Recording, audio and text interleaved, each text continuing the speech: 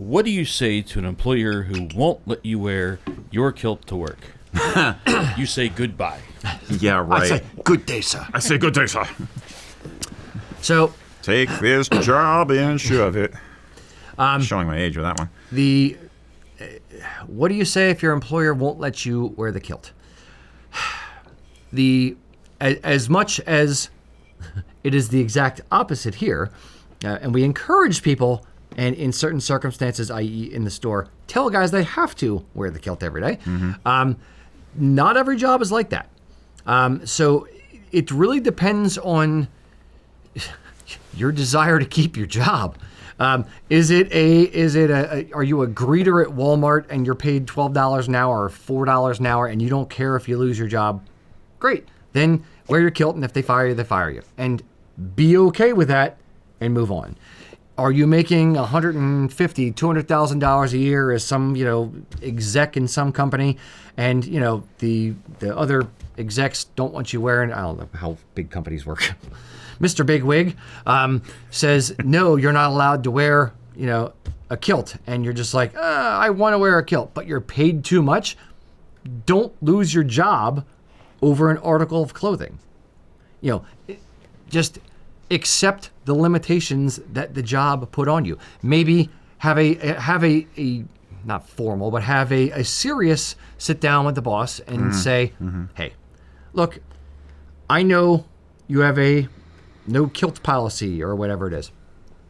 I'm trying to find out why. I'm not saying I need to. I'm not freaking out. I just want to have an open discussion about what the concerns are if I wore a kilt. Their concern literally may just be, we know that you're not supposed to wear underwear and you may flash our clients or flash other members of staff, and we don't want to have an HR issue. Cool. If I promise that I'm going to wear underwear, is that okay then? Right. Great. It may be a simple misunderstanding. Or it may be, no, you're forward facing. I don't, it is against company policy. It's against the company aesthetic for you to be wearing a kilt in front of, clients. And they have a big concern about that. See if there's any wiggle room in the middle. See, for St. Patrick's Day, Tartan Day, for St. Andrew's Day, is there any leeway when it's a holiday if I give you a list of a few ahead of time and see what they say to that?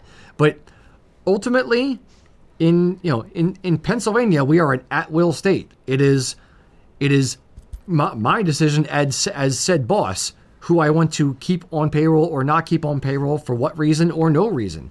So just be very aware that your decisions about your clothing, if they go against company policy and directives from your company, can legally affect your employment. And if it's a job you really like or really care about, other than a dissuasion and a disregard for kids or for people wanting to wear kilts, then is it worth it to ruin a job, ruin a relationship, burn that bridge for an article of clothing? You have to be the one to decide that.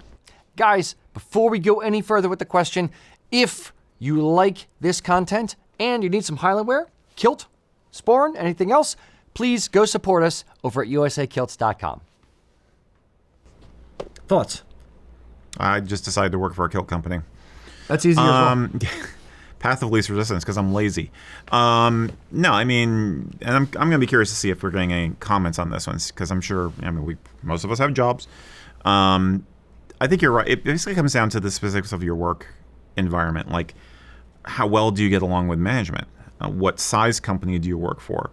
What exactly are you doing? I mean, there may be wiggle room as long as you investigate it and try not to take an adversarial stance about it. On the other hand, if you do not get along with your boss and your boss is kind of a jerk, or if there's other problems and them refusing to allow you to wear the kilt is more of a symptom of other problems in the work environment, maybe it's a clue that maybe you want to leave anyway.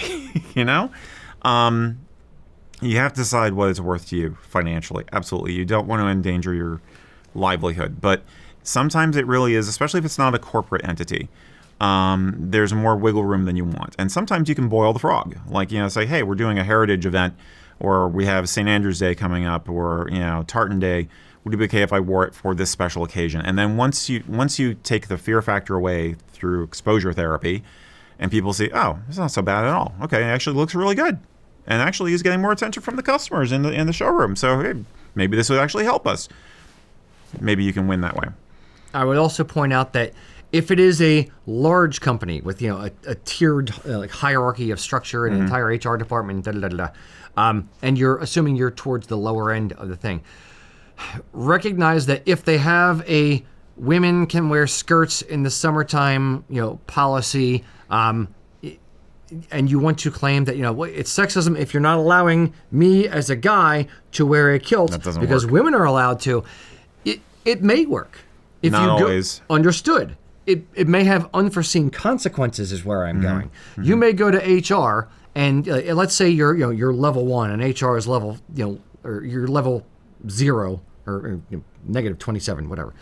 And HR is up here. And you go to HR because your boss has kind of hinted he doesn't want you to wear a kilt. And you look at the employee handbook and it says women are allowed to wear skirts. And you go to HR and say, hey, I really want to wear a kilt.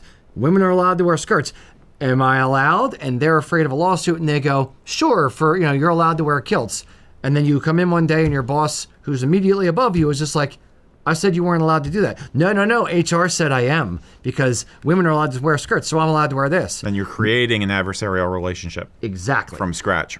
Exactly. Good for you. And now you're ticking off your boss, and he's going to look for reasons to punish you or to call you out or to write you up or whatever in an environment where you wouldn't otherwise have been called out on anything. So just be aware that the things that you may be trying to force through are going to have other consequences if somebody else has an axe to grind against you. Yeah. Mac, what are they saying out there on the interwebs? So there was a lot of what you just said. There was a lot of comment about that aspect of it, but we do have Dean said he checked with his personnel manager before wearing his kilt to work. It was okayed, and he's been fine and heard compliments from coworkers since that point. A lot of other ones said they started about when COVID, a lot less people in the office, so it was a little bit easier getting away with it then. Yep. And since it kind of started there, and it's just continued since then. There was no really setback from there. Yes.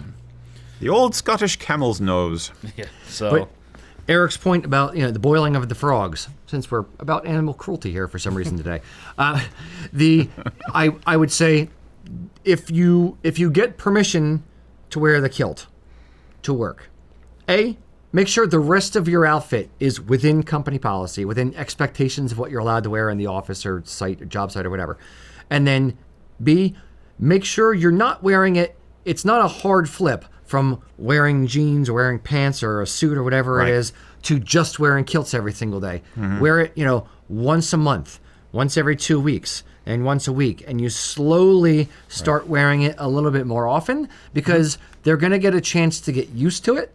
And they're also going to see what the weirdest comment you're actually probably going to get is, why aren't you wearing your kilt? Oh, I saw you wearing the kilt the other day. Why aren't you wearing it again? Yeah. You should wear your kilt more often. And you're going to get people in the office kind of on your side wanting to see you wear it more often to the office because it's fun. So in doing it a little bit slower, I think was generally speaking going to help the cause. Yeah. Indeed. So worth a hopefully shot. that helps. But don't let an article of clothing destroy a good job. That being said, the other thing I wanted to say. Ow. Yes. If you're starting out a new job and you don't know what the policy is, and this is a little bit extreme, it could destroy your interview, but wear a kilt to the interview. And it lets people know who you are right from the beginning. And then that way, if they like it and they hire you and you're wearing a kilt, you can kind of assume that it would be okay to wear it in the office more often. I think it's a really good litmus test as to whether it's a hip place to work or not. Yeah. And if a kilt is your outfit, it is who you are, it is what you wear every day or most days, and you really, really want it to be or continue to be that much of a part of your outfit, then I'd say wear it to a job interview and see what they say and just explain that this is part of who you are.